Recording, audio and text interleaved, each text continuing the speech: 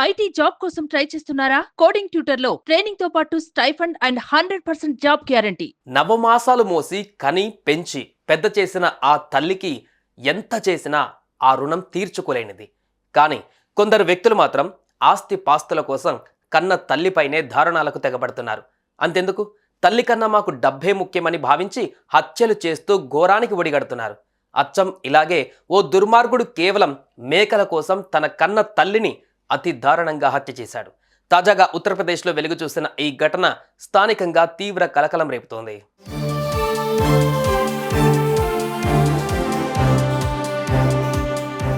ఉత్తరప్రదేశ్ సోన్భద్ర జిల్లాలోని బచ్రా గ్రామంలో కమలేష్ దేవి అనే 50 ఏళ్ల మహిళ ఉంటుంది.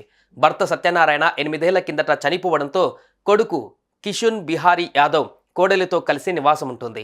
అయితే ఈ మహిళ మేకల కాపరిగా ఉంటూ జీవనాన్ని సాగిస్తూ వస్తుంది. ఇకపోతే ఆమెకున్న మేకలను అమ్మాలని కొడుకు బిహారీ యాదవ్ తల్లిని కోరాడు. దీనికి కమలేష్ దేవి నిరాకరిస్తూ వచ్చింది. ఇదే విషయమై గత కొన్నాళ్ల నుంచి తల్లి కొడుకు మధ్య గొడవలు జరుగుతూనే ఉన్నాయి. కాగా మేకలు అమ్మకంపై ఈ తల్లి కొడుకు ఇటీవల మరోసారి గొడవ పడ్డారు. ఒకరిపై ఒకరు మాటల దాడి చేసుకున్నారు. ఇక క్షణికావేశంలో ఊగిపోయిన కొడుకు దారుణానికి ఒడిగట్టాడు.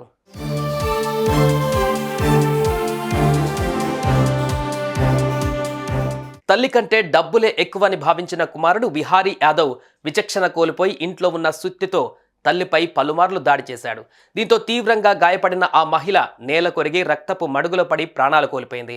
అనంతరం ఈ రాక్షసుడు తల్లి మృతదేహంపై పెట్రోలు పోసి నిప్పంటించి అక్కడి నుంచి పరారయ్యాడు.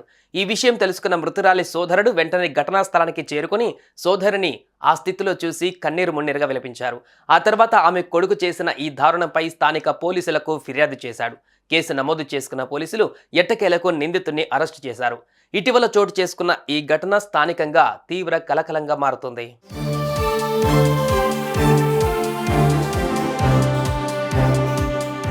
ఇవి కొందరు దుర్మార్గులు చేస్తున్న నేరాలు, ఘోరాలు. డబ్బుపై మోజుతో కన్న తల్లిని కూడా చూడకుండా ఇలా హత్యలు చేస్తూ దారుణాలకు పాల్పడుతున్నారు. ప్రేమగా చూసుకోవాల్సింది పోయి ఈ రాక్షసుడు ఇలా తల్లి ప్రాణం తీసి ఇప్పుడు జైల్లో ఊచలు లెక్క పెడుతున్నాడు.